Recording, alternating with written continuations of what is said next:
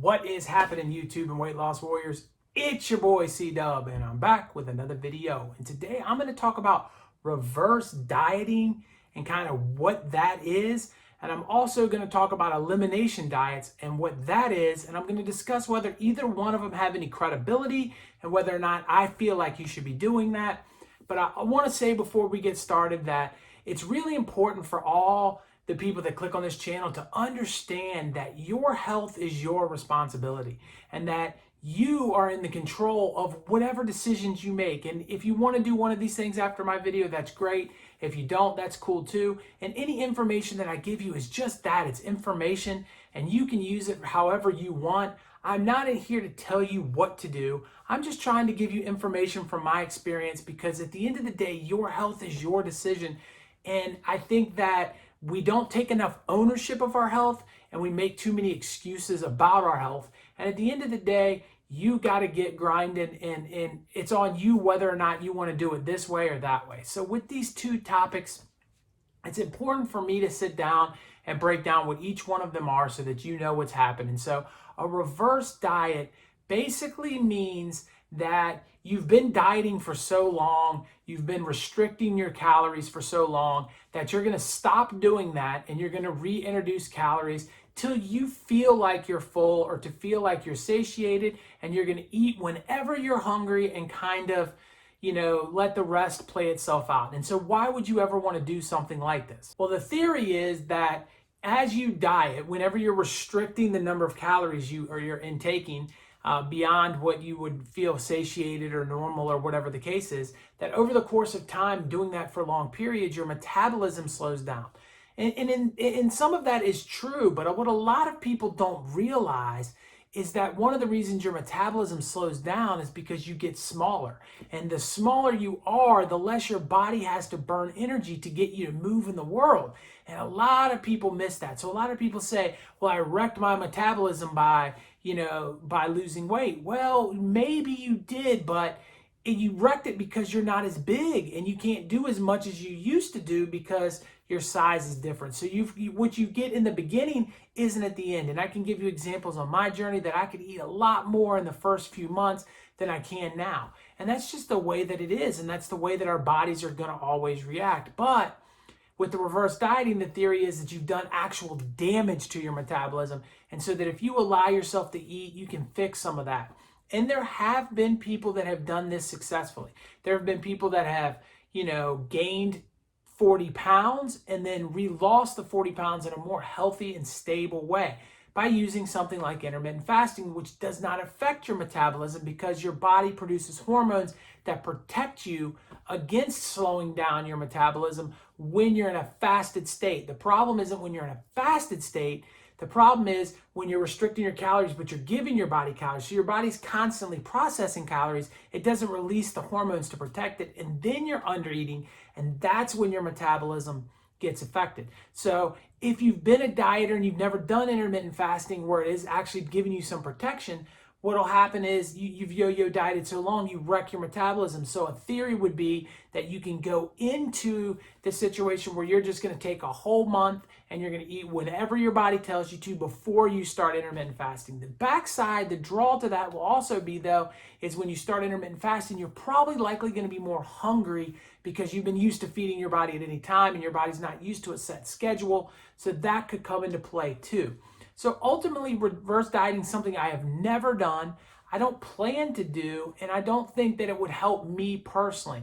Now, if you've been a yo-yo dieter and you really feel like you've done some serious damage to your metabolism, then maybe, that would be the case. And at the very, very end of this video, when I tell you which videos to watch, I'll make sure I put one on how to completely fix your metabolism for you guys too, if that's a concern. But a reverse dieting, I don't know if it has this incredible science that backs it up that says it absolutely is something that needs to be done or works great. But some people have had success on it, and I hope that kind of clarifies and helps you on that. It's different than the elimination diet. And the elimination diet, the idea is you go on a long-term fast. That can be 48, 72 a week long, 72 hours or a week long. Whatever it is you feel comfortable with, you go on a fast more than your normal 24-hour one, where you're trying, the longer the better in this situation, because you're trying to eliminate all of the food in your body and all of the glycogen stores and everything. You're trying to deplete all of it to the highest level and kind of reset your taste buds. And then after you've done that, let's say you've gone on a 4-day fast. And so you fasted for 4 days. Now it's reintroducing food, one food at a time. And so you're going to eat that day, but you're only going to eat one type of food.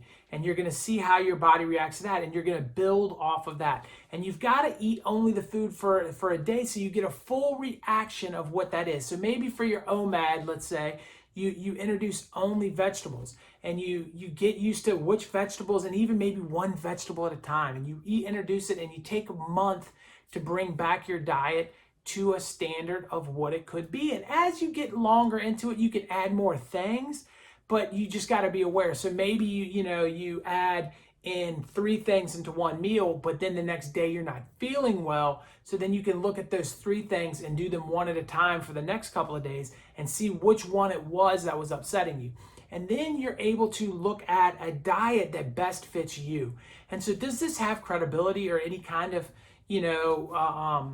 I don't know, backbone to it? And here's the interesting thing that I think that I have specifically talked to people that are doing the keto diet that tell me that this keto diet makes them feel amazing and wonderful, and they have never felt better in their whole life. And I've talked to people that are on a vegan diet that have said the exact same thing, and the same goes for carnivore and several other diets out there.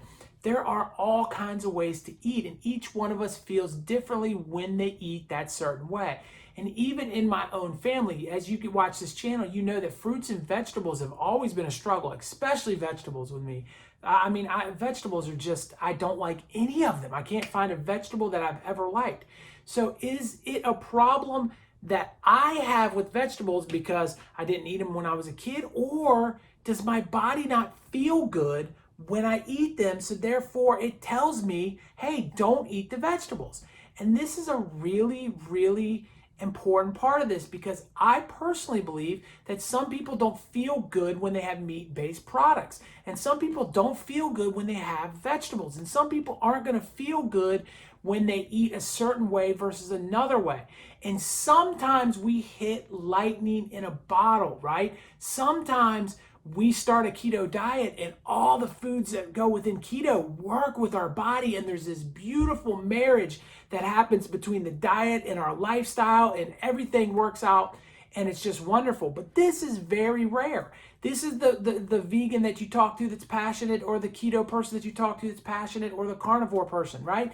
They're like, this is the perfect diet for you, and they don't really maybe feel or understand that your body is not their body, and that it ultimately is going to react different to the types of foods that offers. So what the reverse diet allows you to do is figure your diet out. Figure out how you are going to react to the different foods. And as you add these foods in, it also can show you the results on the scale as to which foods are affecting you personally. So you can take an entire couple, 3-4 days to look at, how does it look when I'm eating more of a meat-based diet? How does it look when I'm eating more of a vegetarian-based diet, or whatever the case may be?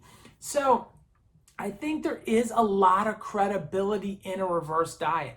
I again have never done a reverse diet, so I can't speak from experience, but I do believe that if you're lost in a way of eating and you feel like something is doing you not right, you're having allergies, something's not going on good on your body, you're getting too much inflammation, there's all these issues that you're having and you can't put a foothold on it, and you came to intermittent fasting because a lot of videos say, hey, we fix these things.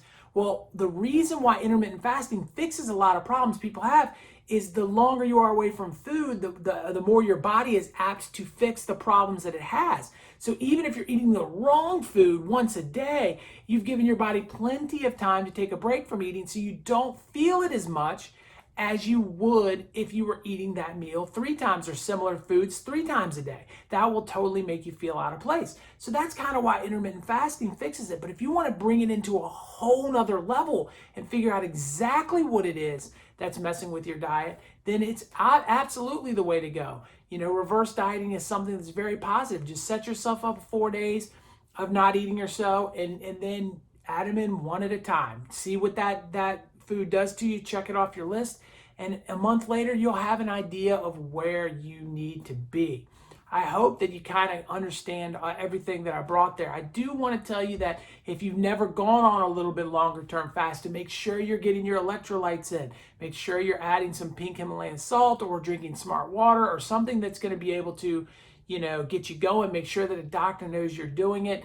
And I think if you get all of your, you cross all of your T's and you dot all of your I's in this situation, you're going to come out of it with a better understanding of which foods help you. And if you never want to do it too, you don't have to either. I never did. So it really comes down to your personal preference. I know I told you guys earlier about the metabolism video. It's right there. And YouTube thinks you're going to dig this one. Pick one of those guys and watch it in my face. It's right there. Click on that bad boy and subscribe to this channel. Become a weight loss warrior. And I will do everything I can to help you out. Talk to you on the next one. Peace.